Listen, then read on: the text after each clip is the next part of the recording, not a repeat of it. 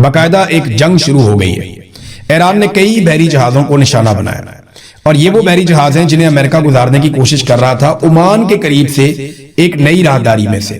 امریکہ نے ایران کی سرحد سے دور عمان کے قریب آبنۂ ہرمز میں سے ایک نیا راستہ نکالا ہے، ایک نئی راہداری بنائی ہے۔ وہاں پہ ان کی فورسز موجود ہیں۔ وہ کہتے ہیں جی ہم یہاں سے آئل ٹینکروں کو نکالیں گے۔ اب وہ وہاں سے نکالنا چاہ رہے تھے، ایران کہتے ہیں جی ہمارے بغیر آپ یہاں سے نہیں نکال سکتے، ہم یہ نہیں کرنے دیں گے۔ اور ایران سمجھتا ہے کہ یہ خلاف ورزی ہے اس معاہدے کی جو پاکستان میں ہوا تھا، بلکہ یہاں ایک سٹیٹمنٹ بھی آ گیا ہے جو اسماعیل بقائی کا سٹیٹمنٹ ہے، یہ ایئر وائی کے اوپر چھپا ہوا تھا کہ کوئی شک نہیں اسلام آباد ایم او یو ختم ہو گیا ہے۔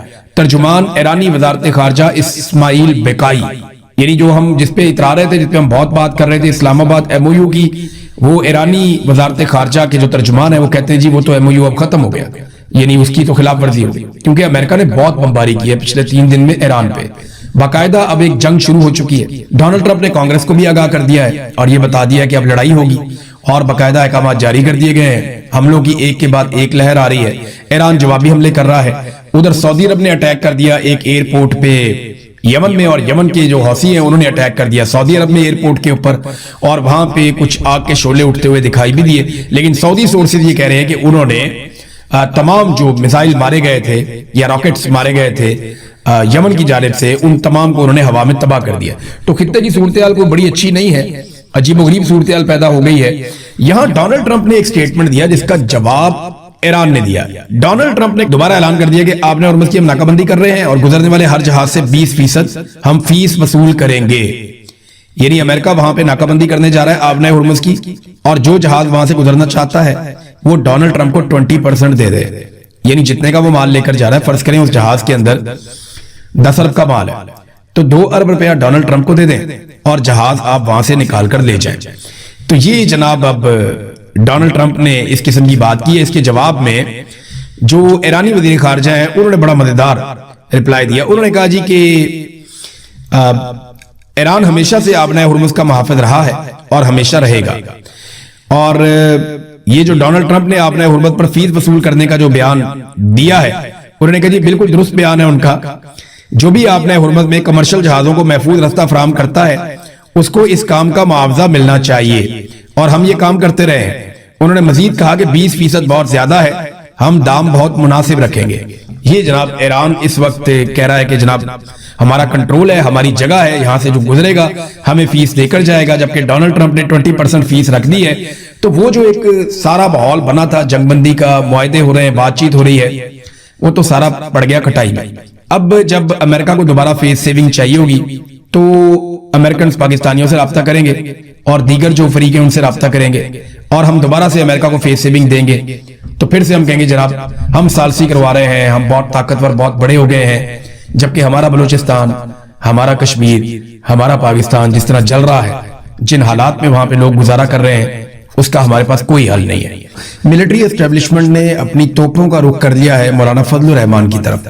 فضل الرحمان صاحب نے ایسا کیا کر دیا کہ سارے کے سارے مل کر انہیں پڑ گئے ہیں۔ وہ سیاستدان جو فوج کے ٹاؤٹوں کے طور پہ کردار ادا کرتے ہیں، یا وہ لوگ جو آج کل بہت ملٹری اسٹیبلشمنٹ کے قریب ہیں، چاہے وہ صحافی ہیں یا کوئی اور لوگ ہیں، یا وہ جو پیڈ اکاؤنٹس ہیں وہ ہو گئے، یا کالا چینل وغیرہ، یہ سارے رل کے مولانا فضل الرحمان صاحب کو پہ گئے۔ اس کی وجہ کیا ہے کہ فضل الرحمان صاحب نے ایک تقریر کی حال ہی میں، اور جو تقریر کی اس میں 4 سے 5 ایسی باتیں ہیں جو پاکستان کے اس وقت موجودہ ملٹری رجیم کو چبھ گئی، یا آپ کہیں تو عاصم منیر صاحب کو یا ان کے لیے کام کرنے والے جرنیلوں کو یہ 4-5 باتیں چبھ گئی۔ ان میں جو سب سے پہلی بات ہے وہ جو انہوں نے کہی، اور جو بڑی سخت بات تھی، انہوں نے کہا جی کہ اپنے شہداء کے خون کا احسان ہم پر کیوں ڈالتے ہو؟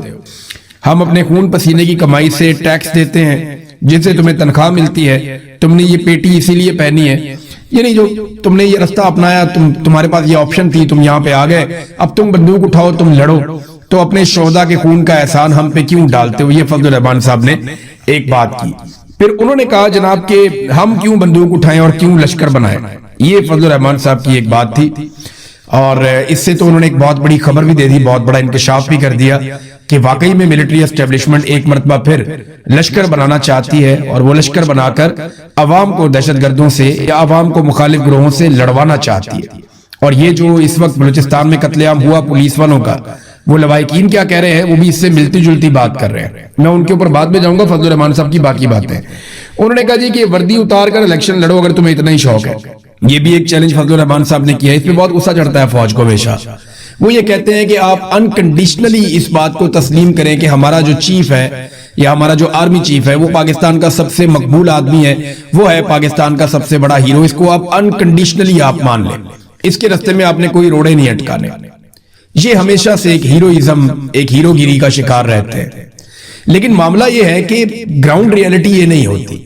تو جب بھی کبھی کوئی گراؤنڈ ریئلٹی کی بات کرتا ہے تو وہ لوگ یہی کہتے ہیں کہ آ جاؤ الیکشن لڑ لو, کونسلر کا الیکشن لڑ لو, آپ کو پتا چل جائے گا. جب پرویز مشرف جن کو بہت زوم تھا اپنی مقبولیت کا, جب انہوں نے الیکشن لڑا تو پورے پاکستان میں ایک سیٹ ملے گی انہیں, وہ بھی چترال میں کہیں جا کر ایک سیٹ انہیں دلوائی گئی تھی کہ چلو ایک آدھی سیٹ تو مل جائے.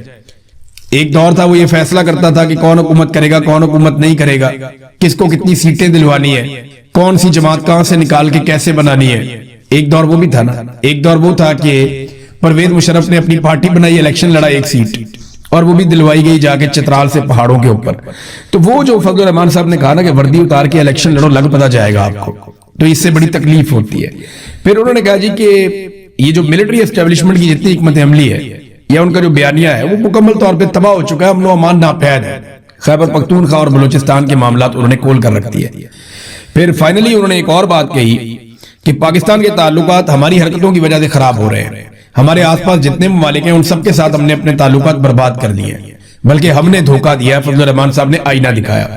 اب اس بات پہ نا بہت غصہ ہے, اور سارا کا سارا سوشل میڈیا کے اوپر جتنا گند بلا اکٹھا کیا تھا ملٹری اسٹیبلشمنٹ نے, کالا چینل بنایا, بہت سارے لوگ اس کے اندر ہائر کیے, بہت سارے ٹاؤٹس بنائے, بہت سارے لوگوں کو اپنے ساتھ اکٹھا کیا, ہم خیال گروپس بنائے, ان ساروں کو فضل الرحمان کے اوپر چھوڑ دیا گیا. فضل الرحمان کے بھائی نے ایک سٹیٹمنٹ دیا, اور سٹیٹمنٹ یہ دیا تم طاقتور ہو تو سچ سننے کا حوصلہ بھی کر لیتے.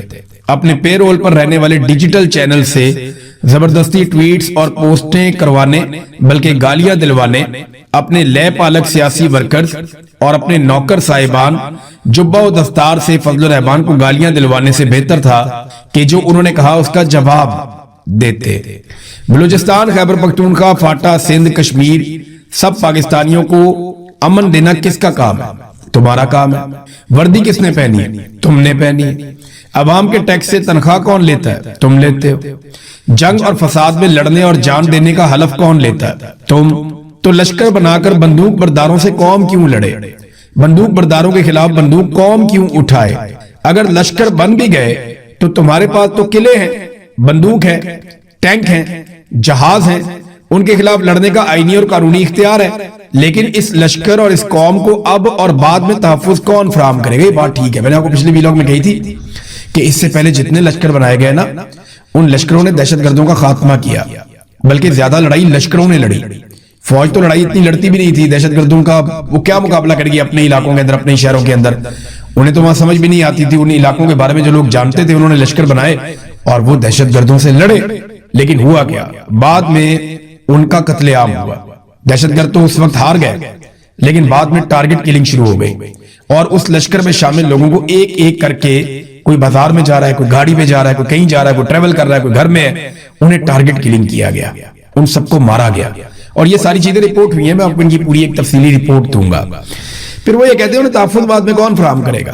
جس قوم کو تم نے خود ڈی ویپنائز کر کے دہشت گردوں کے رحم و کرم پہ چھوڑا ہے, ان کو دوبارہ اسلحہ دے کر واپس کیسے لوگے؟ قوم کی جو دشمنی در دشمنی وجود میں آئے گی اور اس میں جو نسلیں برباد ہوں گی, اس کا حساب کون دے گا؟ اور ان غیر ریاستی لشکروں سے پھر باقی قوم کو تحفظ کون دے گا؟ جیسا کہ خیبر پختونخوا کے چند اضلاع میں ہو رہا ہے. پھر ایک اور پرابلم بھی ہے نا, یہ تو بعد میں صلح بھی کر لیتے ہیں. یہ تو آج کہتے ہیں بیٹھ طالبان ہے, کل کہتے ہیں گڑ طالبان ہے, کل دوبارہ ان کی دہشت گردوں سے صلح ہو جاتی ہے تو وہ دہشت گرد آ کے ان لوگوں کو نہیں ماریں گے جو ان کے کہنے پہ پہلے دہشت گردوں کو مار رہے تھے. یہ بھی بڑا پرابلم ہے. مولانا صاحب یہی پوچھ رہے ہیں, تو کیا غلط پوچھ رہے ہیں؟ جواب تو دینا ہوگا اور دلیل سے دینا ہوگا. اور ہاں, تمہارے زر خرید چینلوں, لے پالک یتیم سیاسی کارکنوں اور غلام مولویوں سے یہ نہیں ہو پائے گا. تمہیں خود مولانا کی للکار کا جواب دینا ہوگا. مولانا کی للکار کا ٹرینڈ چل رہا ہے. ویسے فضل الرحمان کی پارٹی کو شاباش ہے, انہوں نے کافی پنگا لیا ہے. اور ملٹری اسٹیبلشمنٹ سے ان کی جو اب لڑائی ہوئی ہے تازہ اس کے ریزن بھی ہیں. دیکھیں نا, فضل الرحمان صاحب کو ایک تو اقتدار میں حصہ نہیں ملا جو بڑی سخت زیادتی ہے. انہوں نے بڑی خدمات سر انجام دی تھی رجیم چینج آپریشن میں, لیکن اس کے مطابق انہیں سیٹیں نہیں دی گئی. بنتا تو یہ تھا کہ جب فارم 47 بانٹے جا رہے تھے تو فضل الرحمان صاحب کو 30-40 فارم 47 بانٹ کے ان کی دلی خواہش پوری کی جاتی, انہیں صدر پاکستان بنایا جاتا. وہ نہیں کیا گیا. تو یہ بڑی تکلیف دہ چیزیں ہوتی ہیں. یہ درد وہی سمجھتا ہے جو اس درد سے گزرا ہوتا ہے. اب فضل الرحمان صاحب کو اور ان کی پارٹی کے لوگوں کو کہا جاتا ہے لشکر بناؤ. انہوں نے پول کھول دیا. اور یہ لشکر بنانے کے بارے میں یہ جو قتل عام ہوا ہے نا پولیس والوں کا, سیکیورٹی اہلکاروں کا زیارت میں کوئٹہ کے قریب, یہ واقعات اسی سلسلے کی ایک کڑی بتائے جاتے ہیں. یہاں پہ لوائقین جو ہیں وہ ابھی بھی لاشیں رکھ کر سڑکوں پہ بیٹھے ہوئے ہیں اور ریاست کو کسی قسم کا کوئی احساس نہیں ہے. کوئی اس پہ بات کرنے کو بھی تیار نہیں ہے. پاکستان کی میڈیا کو اجازت ہی نہیں ہے کہ وہ اس کے اوپر بات کرے. وہاں خواتین بھی آ گئی ہیں لوائقین کے ساتھ, اور وہ یہ بتا رہی ہیں, خواتین نے وہاں تقریر کرتے ہوئے کہا کہ 2 کلومیٹر دور ایف سی کا قلعہ تھا اور وہاں پہ بھاری ایف سی کی نفری اور ہتھیار تھے, مگر کوئی نہیں آیا. یہ شہید محمد آصف کی ایک رشتہ دار ہے, وہ بتا رہی تھی کہ نہ تو یہ خود آئے ایف سی والے مدد کرنے کے لیے, فوج یا ادارے خود بھی نہیں آئے, اور اسلحہ پہنچانے والوں کو بھی وہاں جانے نہیں دیا گیا.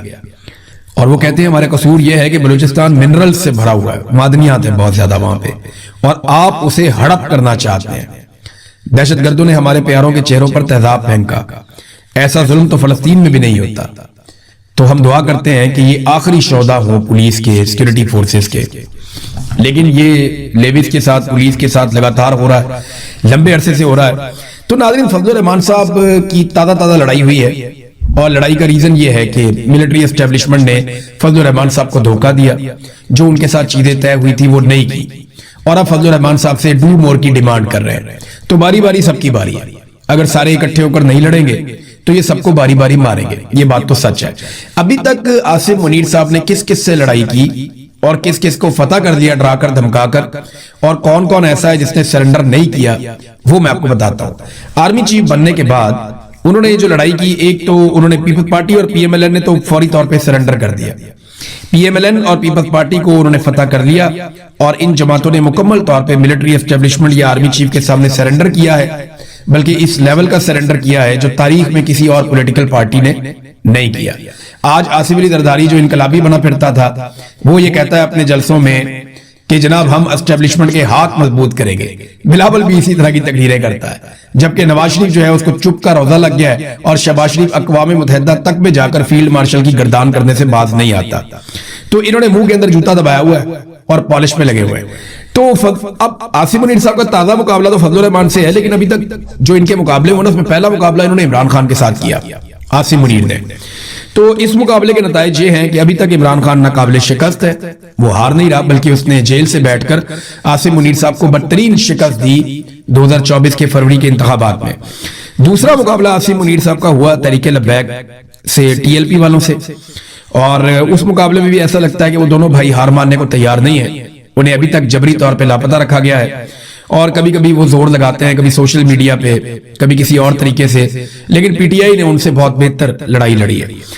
تیسرا مقابلہ مہارنگ بلوچ کے ساتھ ہوا عاصم منیر صاحب کا. وہ آزادی اظہار رائے کا استعمال کرتے ہوئے انسانی حقوق مانگ رہی تھی بلوچستان کے لوگوں کے لیے, تو انہیں جیلوں میں ڈال دیا گیا اور انہیں لمبی لمبی سزائیں سنا دی گئی, مہارنگ بلوچ کو اور ان کے ساتھیوں کو. تو وہاں پہ بھی وہ لوگ ہار نہیں مان رہے. چوتھا مقابلہ جو عاصم منیر صاحب کا ہوا وہ اسلام آباد میں ہوا, ایمان مظہری اور ان کے شوہر سے. اس مقابلے میں جو ہے وہ انہوں نے دونوں میاں بیوی نے سرنڈر نہیں کیا. بدترین حالات کا وہ سامنا کر رہے ہیں, لیکن انہوں نے ابھی تک سرنڈر نہیں کیا. میڈیا نے سرنڈر کیا ہے عاصم منیر صاحب کے سامنے. اگر کہیں اوورال آپ دیکھیں تو زیادہ میڈیا عاصم منیر صاحب کے سامنے سرنڈر کر گیا ہے. عدلیہ جو ہے وہ آلموسٹ آپ سمجھ لیں 80% عاصم منیر صاحب کے سامنے سرنڈر کر گئی ہے, لیکن پاکستان تحریک انصاف نے سرنڈر نہیں کیا, مہارنگ بلوچ نے, ایمان مظہری نے سرنڈر نہیں کیا. اب کشمیریوں کے ساتھ ایک تازہ لڑائی شروع ہوئی ہے, اس میں کشمیری ہار نہیں مان رہے. یہاں برطانیہ میں کشمیریوں نے ریکارڈ احتجاج کیا, تاریخی احتجاج کیا, اور کشمیری آزاد کشمیر میں بھی ڈٹ کر کھڑے ہیں, تو وہ بھی ہار نہیں مان رہے. اب تازہ لڑائی جو آخری ابھی شروع ہوئی ہے عاصم منیر صاحب کی, وہ ہے فضل الرحمان صاحب سے. تو دیکھتے ہیں کہ فضل الرحمان صاحب کب تک لڑ پاتے ہیں. فضل الرحمان صاحب ایسے لمبی لڑائی کبھی بھی نہیں لڑتے, انہوں نے تو پرویز مشرف سے بھی لمبی لڑائی نہیں لڑی تھی, وہ بیچ میں کہیں نہ کہیں, اور فضل الرحمان صاحب تب تک لڑتے بھی نہیں ہیں جب تک کہ انہیں پوری طرح یقین نہ ہو جائے کہ اب لڑائی لڑنے کا وقت آ گیا ہے۔ یا تو عاصم منیر صاحب کا جو مکمل فیلئر ہوا ہے ان کے رجیم کا، انہوں نے پاکستان کی ہر شے کو تہو بالا کر کے تباہ کر دیا ہے اور اس رجیم کو کوئی کامیابی نہیں ملی، اس کی وجہ سے شاید بہت زیادہ انٹرنل ایک رد عمل ہے اور فضل الرحمان صاحب اس صورتحال کو بھانپ گئے، ورنہ فضل الرحمان صاحب موقع محل دیکھے بغیر کبھی بھی لڑائی میں اترتے نہیں ہیں، یہ بات ہم سب بڑی اچھی طرح جانتے ہیں۔ ناظرین، سہیل افریدی صاحب، بلکہ میں خواجہ آصف صاحب نے جو سٹیٹمنٹ دیا پہلے ذرا وہ آپ دیکھ لیں، بڑا سخت سٹیٹمنٹ خواجہ آصف نے دیا فضل الرحمان کے خلاف، وزیر دفاع ہیں، انہوں نے کہا جی کہ فضل الرحمان کے بیان کو بے حسی قرار